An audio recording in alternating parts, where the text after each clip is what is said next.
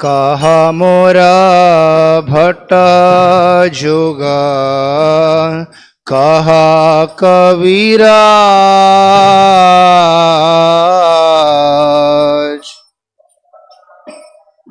भट्ट जुगा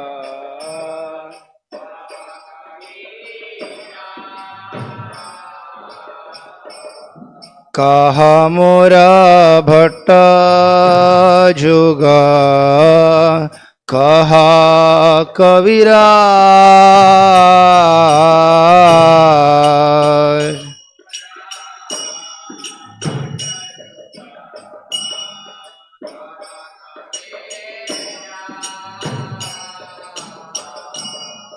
एक काले कोता गेला घोरा नटराज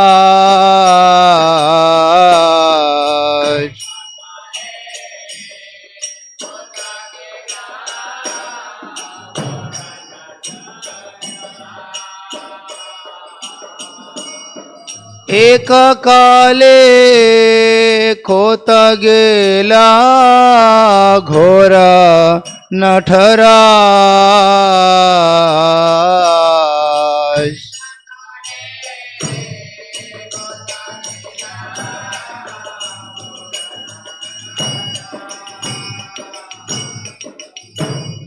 पाषाणे कोटि भो माता अनले पशिबो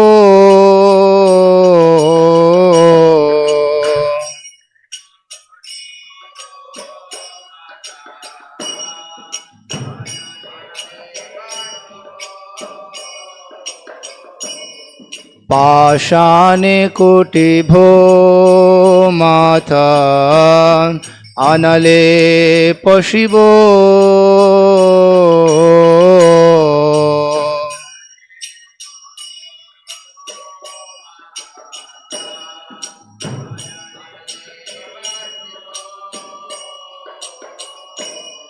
गौरांग गुणेर निधि कोता गेले पाबो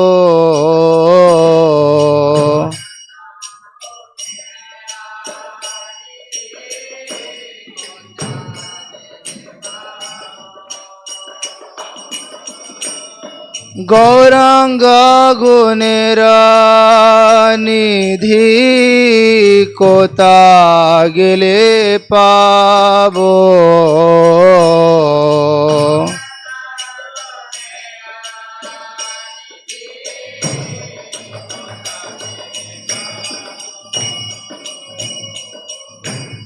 से सब संगीर संगे जे कोइलो बिलास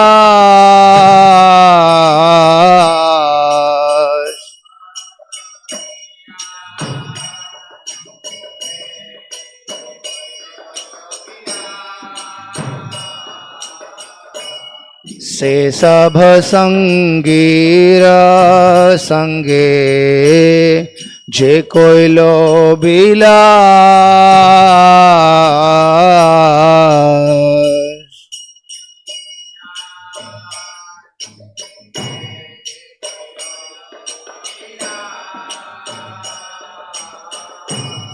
से संगना पाया कांदे नरो तमदास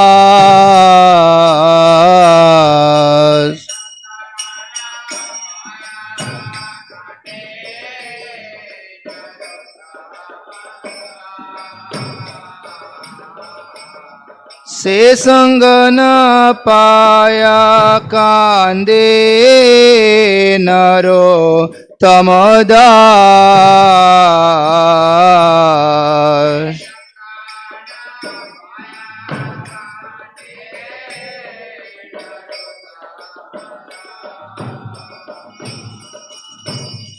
जे अनिलो प्रेम धना करुणा प्रचुर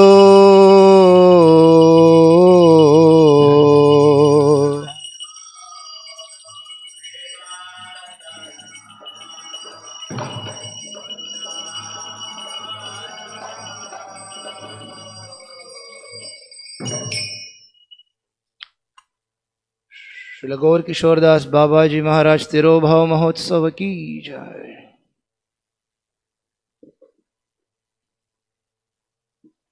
Hare Krishna. So today is the auspicious disappearance day of Srila Gaura-kisora babaji Maharaj. And Srila Prabhupada, in one of his lectures, he mentions that Gaura-kisora babaji Maharaj as his grand spiritual master. Like how we say my father and my grandfather, like that, because Gaura-kisora babaji Maharaj is the spiritual master of Srila Bhakti Siddhanta Saraswati Goswami Prabhupada. So Srila Prabhupada, he proudly mentions as my grand spiritual master. So today is his disappearance day. So this is 109th year if we calculate as per this calendar. So now we are in 2024. So in 1915, on November 17th, this Kartik month, Ekadashi day, Uttana Ekadashi. So on that day, Srila Gaura-kisora babaji Maharaj, he went back to Goloka Vrindavan and he continued his pastimes eternally there. So till that he was here enacting so many amazing pastimes, amazing teachings, amazing instructions we learn from his life. In many places it is mentioned that the appearance day, the birthday of Gaura-kisora babaji Maharaj is not known, and approximately it's in the 19th century. And few places it is mentioned that around 1938. So that means approximately he was here for 77 years in this material world and performing his, 1838, from 1838 to 1915. So for 77 years approximately he was performing his pastimes, earthly pastimes here. So he was born in a very simple Vaishya family, and again the father and mother's name is not known. So his name was Vamshidas. Vamshi he was given. That is also mentioned in few places. So in his childhood he was born in a small village belonging to a mercantile family. So, and that village, we know most of the, even like many of the Chaitanya Mahaprabhu's associates or even Goswamis, if you look at their birthplace, mostly because they are from the part of Bengal, and the present modern world, it is either in Bangladesh side or some we can see in the other north direction also. So similar to Gaura-kisora babaji Maharaj's birthplace also, it's in a district named Faridapur, and in modern day it's in Bangladesh. So he was born, and at very young age it is mentioned that he got married, and he was a householder for nearly 29 years. Up to the age of 29 he was a grihastha, and again not much details are given. And it is said that when his wife departed from this world, then immediately he thought, okay, now let me get more serious into this, and then he wanted to take Babaji Vesh. Therefore we say Gaura-kisora babaji Maharaj. Like how Brahmachari is a title, Grihastha is a title, Vanaprastha we say, like that Babaji is also an initiation. So he takes that from Jagannath Das Babaji. So he takes initiation from him. And we know Gaura-kisora babaji Maharaj's Siksha Guru is our beloved father of Bhakti Siddhanta Saraswati Thakur, Srila Bhakti Vinod Thakur. So he was his Siksha Guru for a long time. He learned so many things from him. So we will just see few things from the life of Srila Gaura-kisora babaji Maharaj and what we can learn from that. We will try to hear for a few minutes. So when he took Babaji Vesh, then for around, it's said that around for next 30 years, he was just around Vrindavan. He was going to each and every villages in Vrindavan, and then he was continuing his bhajan towards Krishna, Vishnu. He was performing his own bhajana, chanting, mostly the chanting of holy name he was doing. And he always used to keep just two books, Prema Bhakti Chandrika, like that. He always kept those two books with him, and he used to study them, and then he was performing his bhajana for next 30 years throughout Vrindavan. And amazing quality of his was that he never saw any differentiation between kind of people. Like if somebody is wealthy, we can see in the modern world, even the so-called sadhus or many people, if somebody is wealthy, they treat them differently. If somebody is not wealthy, they treat them differently. If somebody is from good background, they treat them differently. But Srila Gaura-kisora babaji Maharaj, not only among humans, even among all the living entities, he was treating them equally.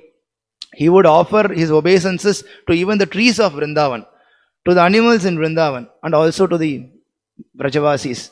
So he looked everyone equally. So he was performing his life like that. And then after that 30 years being in Vrindavan, then we know in the later part, he goes to Navadvip, and then that Swananda Sukhada Kunj, where we know Bhakti Vinod Thakur's house is nearby in the Navadvip. So there he goes, and then there he stays in the rest of his life, and then he spends there. And when he was asked why now suddenly from Vrindavan, because we know Vrindavan is a place where Krishna enacted all his pastimes, and Krishna is enacting still. So he was there in the villages and doing his bhajana. Why now suddenly to Navadvip and then spend all his remaining life there? Then Gaura-kisora babaji Maharaj gave explanation that there is no difference between Vrindavan and Navadvip. Because there is no differentiation between Krishna and Chaitanya Mahaprabhu. Shri Krishna Chaitanya. Krishna, Chaitanya is Sakshat Krishna, but we also know is Radha Krishna Nahe Anya. So therefore, the pastimes performed by Chaitanya Mahaprabhu and then the place around Chaitanya Mahaprabhu's pastime performed area, they all non-different from Vrindavan and surrounding villages. So therefore, he continued his remaining days there. And daily he used to listen so much of Bhagavatam discourses and other topics, Harikatha from Srila Bhakti Vinod Thakur. Hours and hours he used to spend there. He used to listen carefully, attentively, daily, and then he will show even some ecstasies also. So from all these we can understand that throughout his life, we can see that he was a devotee of Krishna. Just like few days back we were celebrating Prabhupada's disappearance day, and exactly to say the date, it is on November 14th, which is the day after tomorrow. So we know throughout Prabhupada's life also, if you see in the beginning days, we can see that his father was Prabhupada was born again in a mercantile family, and then he went to school, he went to Scottish church, and then he went to college, and then he was also a grahastha. He was performing his household duties, and later part only he came and then started spreading this movement. We may think in the initial beginning days they were not much into spiritual life comparatively to the later part, but we see many of the many of the remembrance of Srila Prabhupada's disciples, and also Harishauri Prabhu in his book, and Satswarupa Goswami in his book, many places they mention this one point few times mentioned by Prabhupada himself. So they say that Prabhupada one time mentioned that, see, there was never a time in my life that I was forgetful of Krishna. It is not that only after my 69th year I came to US and then started this Krishna consciousness movement, or it is not that after I left my grihastha life I started printing this VTG, spreading this Krishna. I was into Krishna consciousness. Before that I was not. It was not like that. Prabhupada himself said, do you understand? There was never a time that I was forgetful of Krishna in my life.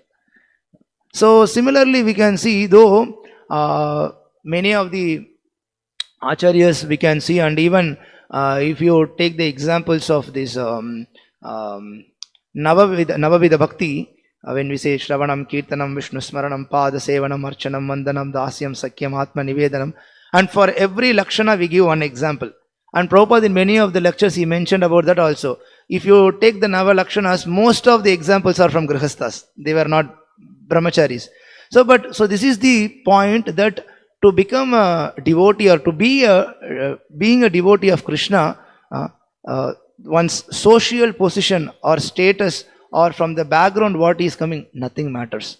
So that Gaura-kisora babaji Maharaj displayed it right from the beginning of his life until the end. So from all these things we can easily understand that Gaura-kisora babaji Maharaj is a great acharya. But also as the scripture says that Vaishnavera Kriya Mudra Vignehana Bujhai. It is very difficult even for an intelligent man, It is very difficult to understand the activities of a Vaishnava, to understand, to identify who is Vaishnava, who is not. That's what we see in many of the instances. Also, we can see that now Kartik month is going on. When we see the picture of Yashodama chasing Krishna with stick, and Krishna is crying, running in fear, we may think what kind of devotee she is. Why is threatening Krishna? Why she is making Krishna unhappy? Why she is making Krishna fearful? We know pure devotion means you should make Krishna happy. But Yashoda is making Krishna fearful, afraid. But on the other hand, scriptures explain that when Krishna was fighting with Chanura and Mushtika in the wrestling arena, by their punching or whatever action they were doing, Krishna was getting more bliss. And we hear that from Bhishma also. When Bhishma was shooting his arrows, Krishna was feeling bliss. So now from Chanura and Mushtika activity, one may think that what is this? They are actually giving Krishna bliss. By fighting, by giving that Veera Rasa, Krishna is relishing that. So they are actually pleasing Krishna, and on the other hand, Yashodama is not displeasing Krishna by making him cry. So we may misunderstand things like that unless we hear the proper descriptions from Acharyas. Then we understand that mood, the attitude in which Chanura and Mushtika fought with Krishna was not to please Krishna. And similarly, the activity what Yashodama did, apparently it may look like she was threatening Krishna, making him cry, but the attitude was to please him, to feed him with the best milk what she had, to feed him with the best curd and butter whatever she had. But Krishna was little naughty, so she wanted to chastise him. So from seeing the activity, we may not understand their attitude or their real nature or their real devotion. So similarly, when we imagine about a Vaishnava, then immediately we will think Vaishnava means properly, nicely, dhoti, kurta, dressed, and then tilak, shaven head with shika. And sadhu means soft spoken, very neat and clean, and in everything, in action, in speaking, in the living area. We always expect that. Therefore, we can see whenever you can see, take notice of Brahmachari ashram, always there will be guidelines that did you clean your room today? On this time, you should have cleaned your room. Did you clean the ashram? Did you clean the bathroom, toilet? All the parts are clean. Pots are clean and neat. So everything is taken care, because in spiritual life, we hear that being in Sattva Guna, then only one can develop knowledge and advance in spiritual life. Sattvam sanjayate jnanam. So therefore this cleanliness is expected, proper behavior is expected in general term. But when one sees Gaura-kisora babaji Maharaj, from the external point of view, then they will kind of completely puzzled, and then they will think, what kind of Vaishnava, what kind of sadhu is he? Because Gaura-kisora babaji Maharaj, we have his pranam mantra also. Namo Gaura-kisoraya Sakshad Vairagya Murtaye. Full renunciation. Vairagya means renunciation personified he was. See, in this material world, everybody wants to enjoy. So therefore we all have come here. But this is not the place for enjoyment. That also we are in our day-to-day life, every moment we are experiencing it.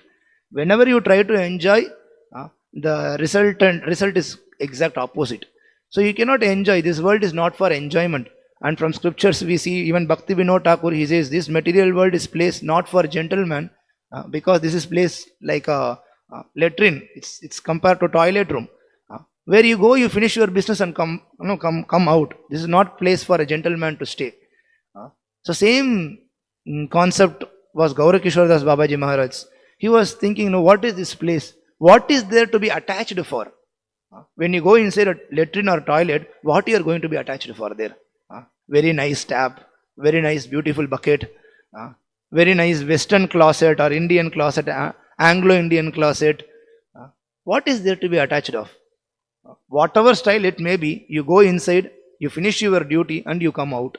There is nothing to be attached of. So that is what Gaura-kisora babaji Maharaj showed here.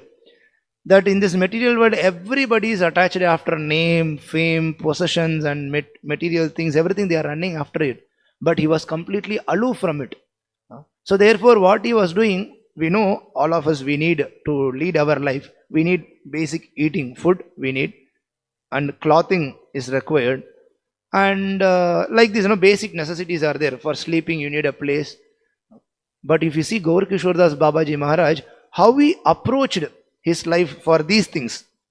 Same things we are doing. Same things outside world people, everybody is doing.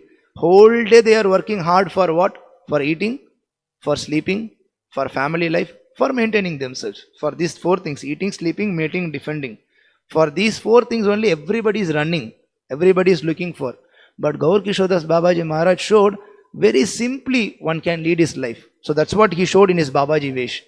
So what he used to do for eating, he used to just beg some rice from householders. He will get very less quantity and he will wash it in Ganges, Ganga flowing there. He will wash it, and sometimes he used to put some salt or some chili pepper like that. He will just garnish it with that, and then he will eat. Very simple. And sometimes if he gets some raw rice to be cooked, then he will cook with some small earthen pot and then he will eat that. And that earthen pot also, whatever is thrown by some people, after in the household duties. Nowadays we have, stainless steel vessel, aluminium vessel, so many different vessels. Previously people used to cook in earthen pots. So after quite some time, after using it, they will throw it outside. So he used to collect that, and in that he used to cook. And for eating, he was leading very simple life, and most of the days he will be just even fasting also. For food, he was just maintaining his life with this much only. And for kapada, for clothes, nowadays we have so much different varieties. India traditionally, because we all know here it is always hot. So traditional dhoti, kurta, this was the traditional cloth. And when the Britishers came here, then slowly people started used getting to pants, shirts, coat, tie, suit. And Western people, we know they have so many different dress varieties. And even in India now, for school, if you want to join in this particular kind of school, then you need to have particular this kind of uniform, where you should have they will have first one banyan, then one t-shirt, then one shirt on top, then one coat on top. Then only you are considered to be a cultured person in the society. But Gaura-kisora babaji Maharaj was showing very simple life. He used to be in Kopin. And even for the Kopin cloth from where he used to take, near the Ganges, usually, people, in 2 days back in Prabhupada lecture, Prabhupada was mentioning, in Vedic culture, we can see in previous day in Indian culture also, when somebody left their body, when some dead body is there, either they will bury it or burn it or throw it like Parsis, how they throw. It will become food for vultures, and then it will turn into stool. So, like the system was there, and many people, they will, with cloth, they will fully tie wrap around the dead body, and then they will throw in the Ganges. Many times we can see that. Or even before burning or before burying, sometimes this cloth on the dead body will be removed. Few times we can see. So what Gaura-kisora babaji Maharaj used to do around the Ganges, when this cloth which are removed from the wrapping of dead bodies which are thrown, he will just collect that, and then he will make opium from that, and then he will use. And sometimes we can see even he was not wearing that also. He was completely aloof from external things. We will see what was the reason behind that, why he took this Babaji Vesh, or why he was behaving like this. Not only regarding eating or sleeping. Now we were saying eating, sleeping, mating and defending. So now to defend ourselves, especially Grihasthas, they need a house. And even Brahmacharya, whoever you may be, you need some living place to live your life. But Gaura-kisora babaji Maharaj, daily he used to sleep under some tree. That was enough for him. If you remember in Bhagavatam, sorry, I don't remember whether it is in first canto or second canto, most probably in second canto, Shukadeva Goswami mentions about all these kind of things, that why does one need one soft bed? When your hand is there to be used as a pillow, you can use it as a pillow and you can sleep. Why do you need a soft bed? And similar about cloths also, you see, when you go, there are so many barks, so many things are there available. You can lead simple life. This is what we learn from the scriptures. Simple living, high thinking. But we are not saying that you should roam around naked and then you should fast like animals, you roam around. Not like that. But point is, lead your life simply. So, Srila Gaura-kisora babaji Maharaj, why he was doing all these things? Not only sleeping below a tree, for sleeping he does night time. So morning, most of the morning time when he is doing his bhajana, karmis, we know they are working for the sense gratification, but spiritualists, most of the day they spend in bhajana, in praising the Supreme Lord, in worshipping Him, in doing their spiritual practice. So Gaura-kisora babaji Maharaj used to do all his bhajanas in latrine, in restrooms. So one may think, therefore I was mentioning that Vaishnavera Kriya Mudra Vignayana Bhujai. It is difficult to understand why they are doing like this. And Gaura-kisora babaji Maharaj himself explains, and also other acharyas, in the predecessor, successor acharyas, they are also explaining why he was doing that. They explain the reason that Gaura-kisora babaji Maharaj felt the smell or the odor, the smell from the bodies of materialistic people to be much more disgusting than the smell from the latrine. We know that from the latrine or restroom how much smell usually comes, and in public places. At least in our houses or in temple, ashram, we are cleaning it regularly. But if you go to any public places, you will never wish to enter into any restroom. We always have that experience in railways. When you travel in train, you don't like to enter. So much smelling, but still we can see people traveling, standing inside restrooms in unreservation compartment. But they are not like Gaura-kisora babaji's mood. But his point was, people are much more disgusting, the smell from them, because their attraction for wealth, their attraction for women, their attraction for anything, that is disgusting, because they don't have attraction for Krishna. So therefore, to be aloof from them, therefore to be away from them, Gaura-kisora babaji Maharaj was doing his bhajana as a bhajananandi. In spiritual, in our life, in Gaudiya Vaishnava Sampradaya, we used to hear these two words, bhajananandi, goshtiyanandi. Goshtiyanandi means you perform your bhajana with goshti, with many people, like how we do congregational chanting, how we do Krishna Harikathas congregationally, like that. Bhajananandi means in secludedly they practice their bhajana. So Gaura-kisora babaji Maharaj took up that process.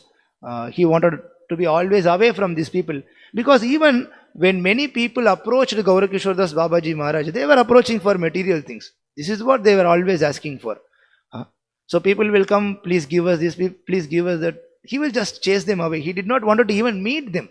So therefore, either he was staying in latrines, or sometimes it is mentioned that he used to stay near Ganges.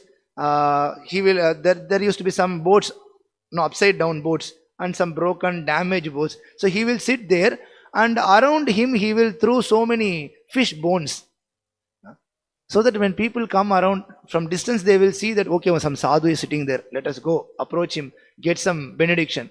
But when they come closer to him, then they will see so many fish bones are around. So Gaura-kisora babaji Maharaj's thought was, when they see that, they will think, oh, this is not proper sadhu. Externally he is showing himself like sadhu, but see, he is eating fish and then he is doing so many things, better no need to go. Like that, people will conclude like that, and then they will not approach him. Because when they approach, they are going to approach for material things. Many times he will shout at them, he will angrily shout at them, scold at them. Sometimes he used to wrap his legs with cloth, because people will come and touch his feet for the, please Babaji Maharaj, give your mercy. But he will wrap it around so that they cannot come and touch. Or even if they come and touch, then he will angrily shout at them, your life will be doomed. Then people will never come back. When you come and touch a feet of sadhu, at least you expect some mercy, some boon, some benediction. And in modern world, we can see they will give you everything, tatastu, okay, beautiful wife, health, everything they are so-called sadhus are giving. But Gaura-kisora babaji Maharaj was thinking, if you want that, you go. Outside of this place, you go. There are so many so-called babajis, sadhus, they are sitting. They will give you everything. Not only sweet words, sweet items also they will give you. I don't have rasagulla, I don't have sandesh, I don't have any sweet. You go to them, they will give you. This is what he used to tell them. So he was always, because This is one of the important quality for a sadhaka, that tyaja durjana samsargam bhaja sadhu samagamam. One should always take association of a sadhu and give up association of non-devotees. But as a practicing sadhaka, we always face difficulty. We don't know how much association we should have here, how much association we should have with devotees. Initial days, we think every Sunday I am coming to temple. That is good enough. But remaining 6 days, we are associating with them. What to speak of 6 days? When you go out of the gate from the temple, immediately we can see that how Maya is tricking us. So that's what he was thinking. When anybody comes, anybody tell him something, then immediately he will think, no, this is trick of Maya. One time what happened when Gaura-kisora babaji Maharaj, in the later days, he apparently lost his eyesight. We will just hear about that also. So one time what happened when he lost his eyesight, there was one of his servant serving him some prasadam in a banana leaf. There was khichdi or something that was given, and on rice, and on top of that there was vegetable and then given. So he was when he was about to take that prasadam, one snake came. It came near Babaji Maharaj, it came near that prasadam, smelled it and left away. But one old lady from little distance, she saw that incident and she started shouting, "Oh, snake bitten Babaji Maharaj, snake bitten Babaji Maharaj." Then Gaura-kisora babaji Maharaj came to know that there was some snake. So then he was asking, so where was the snake? Then this old lady said, "Babaji Maharaj, you don't know anything. What you are doing? Snake came and your right hand was just very close to the snake. Easily it would have bitten you. You should never be alone like this." Then Maharaj said, "No problem, no issues. You go, I will take my prasadam. I am going to honor it. You go." Then this older lady, she was persisting. No, don't eat this, don't eat this. Just now snake came. Most probably there could be a possibility that snake would have touched the prasadam and there could be poison. So don't eat this. Then Maharaj said, Babaji Maharaj replied that, "No, I generally eat food what I take by begging, or I personally cook myself little bit and offer to Lord. I take it as prasadam, or otherwise I will fast. So either I should fast or I should eat this." Then this lady was telling, no, Maharaj, let your servant again cook for you. Little nice prasadam, let him make nice food, let him make, that you take. Then Gaura-kisora babaji Maharaj saw that. Then he said, "No, just you leave from here. You go, I will take care of myself." Then this lady got little bit kind of fried and then she left from there. Then Gaura-kisora babaji Maharaj, to his servant who was standing there, then he called him and asked, "Did that old lady left from here?" "Yes, Maharaj." Then Gaura-kisora babaji Maharaj said, "This is trick of Maya. See, I always want to be aloof from public, but this old lady came and she is saying, see, because you are aloof, therefore you are about to end up in a disaster. So better you go and be among people, that will be helpful for you. And when I am just taking the food, whatever I offer to Lord, simple food I am taking, but what she is telling, don't take this. No, better let him cook nice item. Then I will develop desire that I should always eat fresh item, nicely cooked." So these are the tricks of Maya. Maya can come in any way, through anybody. So therefore he was very careful about that, to whom he should associate, keeping oneself away from karmis, away from demigod worshippers. These are very important things for a sadhaka. We know Ramanujacharya, he said that even if you are in a danger, if there is a fire, don't enter inside a demigod temple. Not out of disrespect for the demigods, it is because there will be demigod worshippers. So even for momentary association with demigod worshippers, if you have, then your bhakti will be gone. So that is what Gaura-kisora babaji Maharaj was displaying also. As I was mentioning, in the later part of his life, apparently he lost his eyesight, and he started losing it slowly. Initial days he was losing slowly.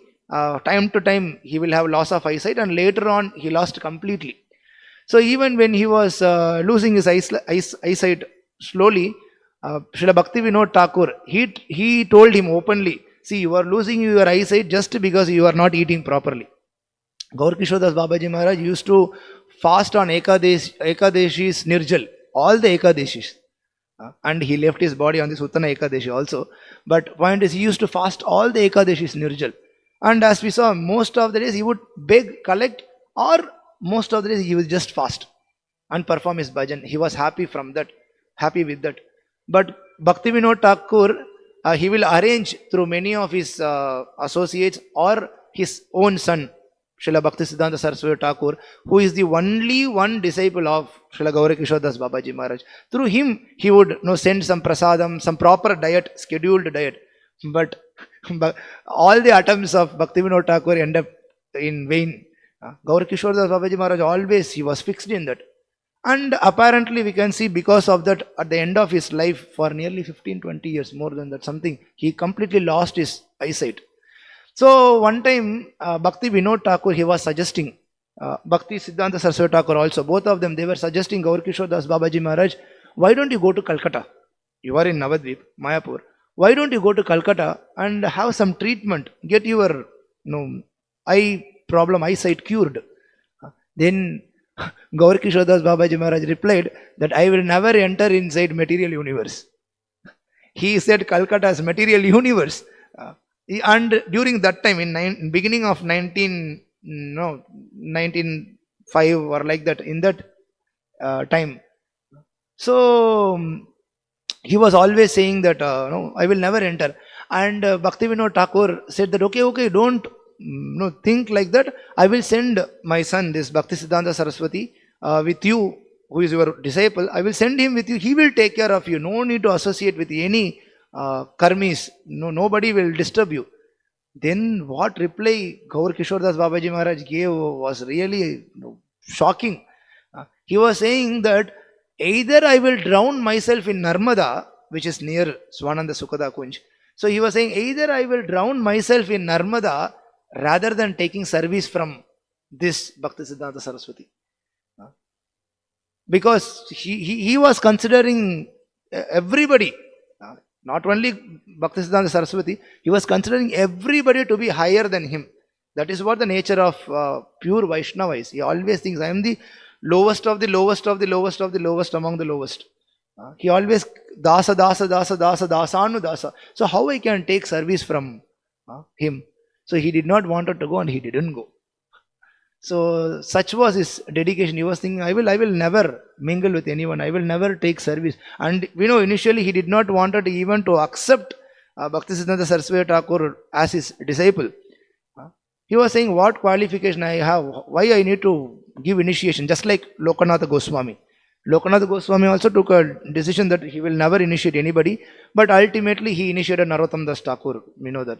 So similarly here, we see that Gaura-kisora babaji Maharaj, he was chasing away so many times Bhakti Siddhanta Saraswati.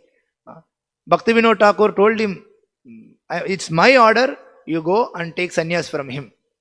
So in 1900, several times he was approaching Gaura-kisora babaji Maharaj. But Gaura-kisora babaji Maharaj was thinking, who am I to initiate him, this boy? He is son of my Siksha Guru.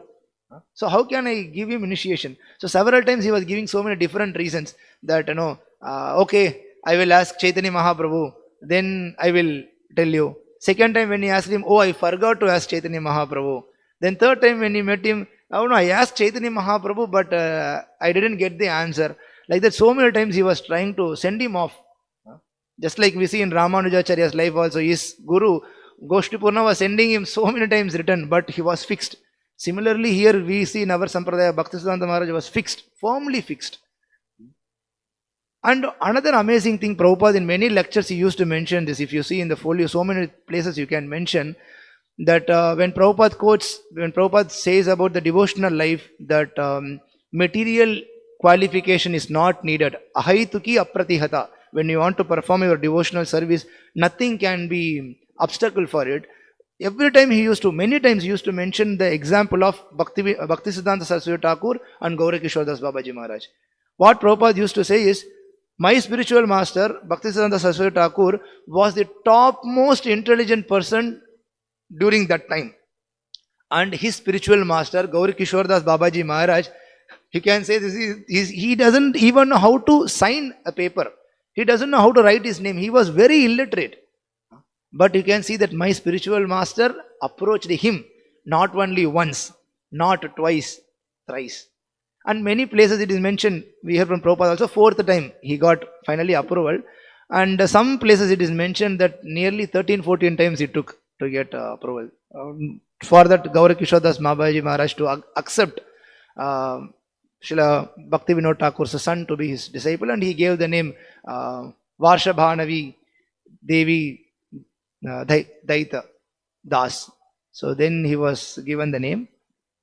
So that was his life. We can see throughout entire life he did not want to take service from anyone. He was completely into his bhajana, fixed into it, and then even till the end of his life. And on his disappearance day, a few days before that, he told to the people in the Kuliyagram, the Navadvip near the Kuliyagram only, he spent his last final days.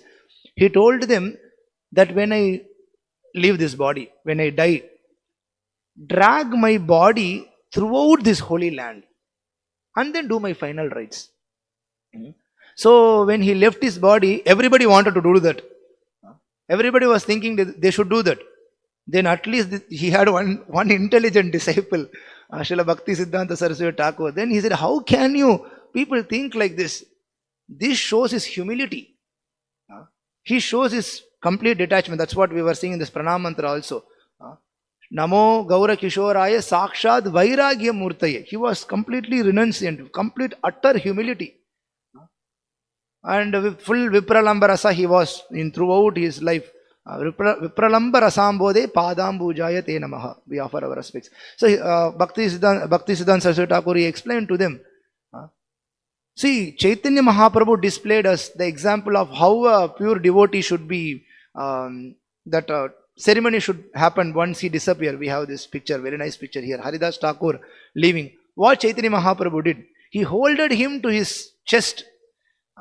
What we do for Bhagavan, when you want to take Bhagavan through procession, you hold him on your shoulder or above your head.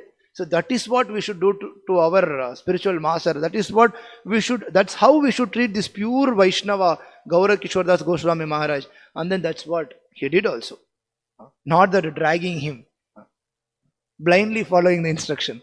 That's what the instruction he gave, I will do that. That is blind. You should understand the purport of the instruction. So that's what Bhaktisiddhanta Saraswati Thakur did. And also the final rituals, the rites, everything also Srila Bhaktisiddhanta Saraswati Thakur did.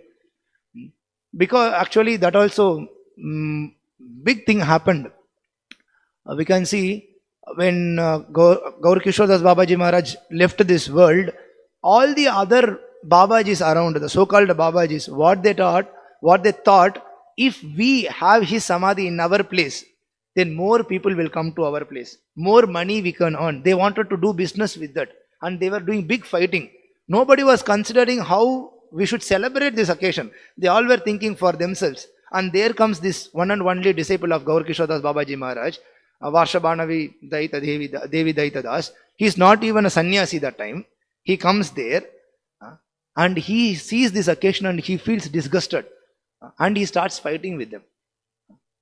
It's actually a norm that when a Babaji leaves this world, other Babajis should do the rites. But here their concern was not to do the proper rites. So therefore he was saying, you all stop this nonsense. Better, I will take care of this. Or if any one of you want to do this, then if you are a real pure sadhu, then you do this. We know how pure Gaura-kisora babaji Maharaj was. Even action-wise, mind, thought, words, in every way he was pure. And he taught me also to follow that process. No meat eating, no gambling, no intoxication, ultimately no illicit sex. But you so-called Babajis, those who are in Babaji Vesh, supposed to be pure, how many of you did not had any illicit relationship, illicit sex for past 6 months? Those of you come forward and you can do the final rites. Nobody came. Then he said, okay, at least for last 3 months. At least for last 1 month. Last 15 days, last 3 days, like that, so many things he quoted. Nobody did come forward. Actually, so many police were also assembled during that time. They were asking Bhaktisiddhanta Saraswati that time that just simply by words, no, you are asking them And then somebody may come, yes, I was pure. But how you are going to find who is pure, who is not? Then Bhaktisiddhanta Saraswati Thakur very gravely he said, no, now in front of my Maharaj I am saying these words. These words have power. If anybody cheat, then they will be really, their life will be doomed. Then when they saw this person, Bhaktisiddhanta Saraswati Thakur, such a pure, shining personality, speaking such strong words, none of them came forward.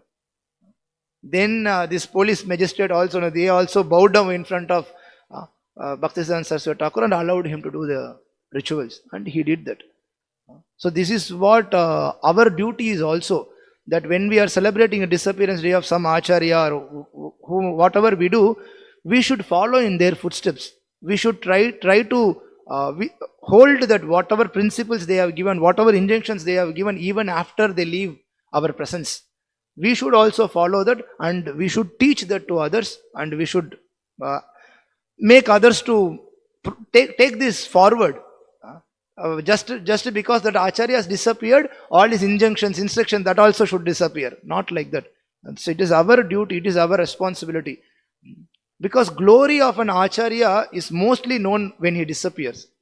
See, glory of Bhagavan is known even when he appears. Like every avatar, we know, even for every avatar we have appearance day. Because we know this avatar, what he is going to do or what he did, like Krishna, Balaram, Ram, every appearance day we know. But the acharyas, when they appeared, now we are celebrating their appearance day and disappearance day. But when they appeared, at that moment, people, they don't know about their glories. But when the time of disappearance, throughout the life, when we see how they led their life, then we understand, then we come to know about their glory. So therefore, we should really pray to Gaura-kisora babaji Maharaj that we develop at least a fraction, one small fraction of how much renunciation he had, vairagya he had. Because many times we will tell, yukta vairagya. We use everything in Krishna consciousness, everything for the service of Krishna, and we know for what we are doing. Just one more thing, Gaura-kisora babaji Maharaj mentioned this also, that in the name of yukta vairagya, many times, unfortunately, we do that, but by doing this also, slowly you will get purification. There is nothing completely wrong. What is that? See, when, for example, we say that, see, if you have desire for rasagullas, you don't eat outside or you don't cook for yourself. You have desire for eating rasagullas. Okay, you make it for Krishna, you offer it and you take. There is nothing wrong about that. This is what we say is yukta vairagya. Not falgu vairagya or markata vairagya, nothing other vairagya. You can make yukta vairagya. But Gaura-kisora babaji Maharaj was so strict that he used to say, if you cook rasagullas for Lord only, but in your mind you have a desire that actually I like rasagulla, therefore I am making, but I am offering to Lord. But Gaura-kisora babaji Maharaj says that Krishna will never accept your offering. So that was his standard. Now we can understand that was his standard. Bhakti Vinod Thakur, Bhaktisiddhanta Saraswati Thakur, they also said, if you don't chant 64 round, you are not considered to be a Vaishnava at all. But Prabhupada, after seeing all our condition and our nature, Prabhupada mercifully given us so many discounts. But we should at least 100% try to be truthful to those discounts. Not that make much more discounts in that, or much more cheating in the name of yukta vairagya. So such a high level standard Gaura-kisora babaji Maharaj showed us. So we should learn and understand, that is what ultimately we should come to. Prabhupada also many times he said that even if you have desire for one gulab jamun, you will come back to this material world. So we will have to take birth again. So these all are standards they show to us, display to us. So we can pray to him on this auspicious occasion and day, that let us also Vipralamba Rasambodhi, let us also should develop strong intense separation feeling from Krishna. So many lifetimes we are struggling here leaving Krishna. So at least we should, theoretically we should understand that, and then we should pray big to develop those intense desire to serve Krishna and to go back to Godhead and join with him in his pastimes, just like how Gaura-kisora babaji Maharaj is eternally there. Hare Krishna. So these are these few things. So many things are there, and Srila Bhaktisiddhanta Saraswati Thakur in his Sajjana Toshani, in that magazine, for many years in Amar Prabhur Katha, in the title, so many instances about the life of Gaura-kisora babaji Maharaj. So many things he has given. And if we read everything, is mind-boggling. So there are so many things which we can read and learn. And these are a few things I thought of sharing so that we could relate to our life, and then we need to implement it. Hare Krishna. Srila Gaura-kisora babaji Tirobhav Mahotsav ki jai.